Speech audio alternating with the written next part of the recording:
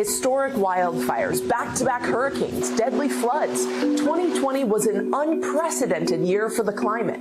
Let's take a look back. The year started with catastrophic bushfires in Australia, known as Black Summer.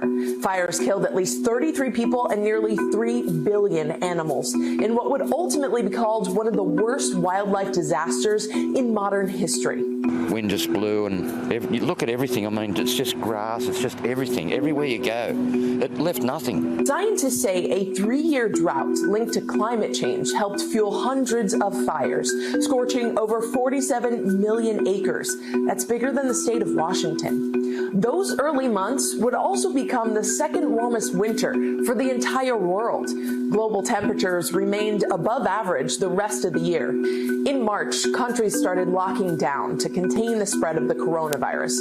And while some hoped this would positively impact the environment, a UN report would later find this temporary drop in carbon emissions will have no significant effect on climate change in the long run. What we need to find a way to do is to sustain that level of emissions reduction. Fast forward to June. Extreme seasonal rains in China caused the worst flood season since 1998. Emergency officials reported more than 200 people dead or missing, with damages totaling around $25 billion.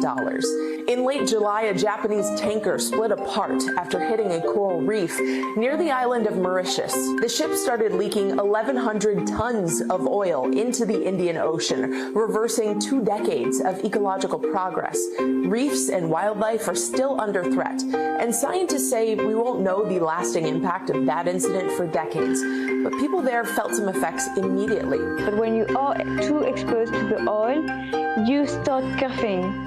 You start feeling like shortness of breath. This year's hurricane season hit the Atlantic with a record-breaking 30 storms.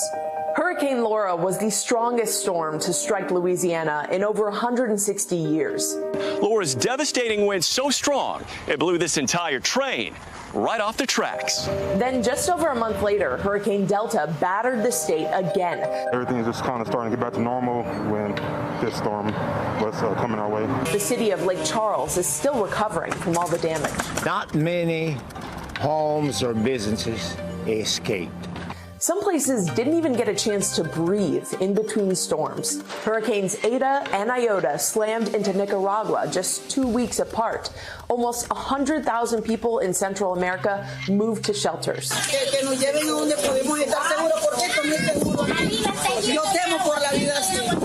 Researchers say there is increasing evidence that human-caused global warming is linked to more powerful storms. But it's not just storms.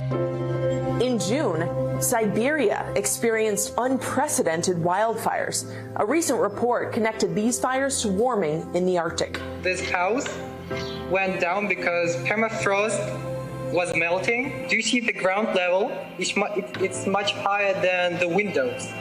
And California once again battled catastrophic wildfires. But once it starts, and the whole, flames here were up as tall as that tree.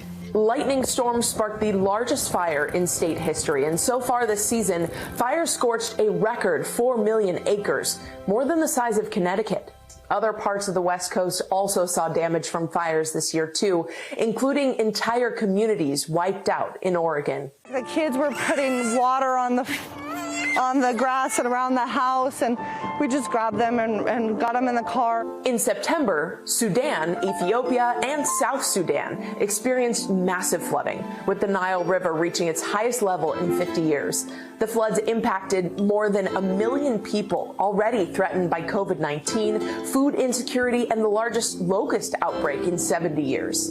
The locusts have come to destabilize an already bad situation. Later in the fall, the Philippines was battered with the strongest typhoon of 2020, Typhoon Goni. The storm killed at least 30 people and destroyed 270,000 homes.